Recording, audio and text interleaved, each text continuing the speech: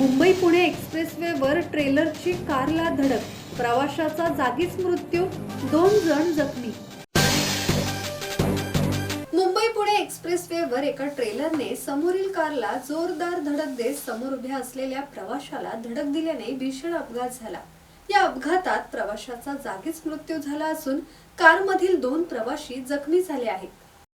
Mumbai Pune एक्सप्रेसवेवरून container पुण्याकडे जात असताना खोपोली एक्झिट जवळ चालकाचे वाहनावरील नियंत्रण सुटल्याने हा अपघात झाला. कारला पाठीमागून जोरदार धडक देऊन रस्त्याच्या कडेला उभ्या असलेल्या प्रवाशी मनीष पवारलाही कंटेनरने धडक दिल्याने त्याचा जागीच मृत्यू झाला असून कारमधील 2 जण जखमी झाले आहेत. दत्तात्रय शेडगे, संवाद मराठी लाईव्ह, खोपोली.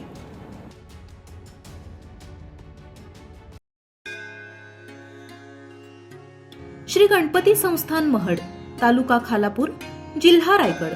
श्री वरद विनायकाच्या भक्तांसाठी भक्त निवासाची सोय, स्वच्छता आणि 24 तास गरम पाणी.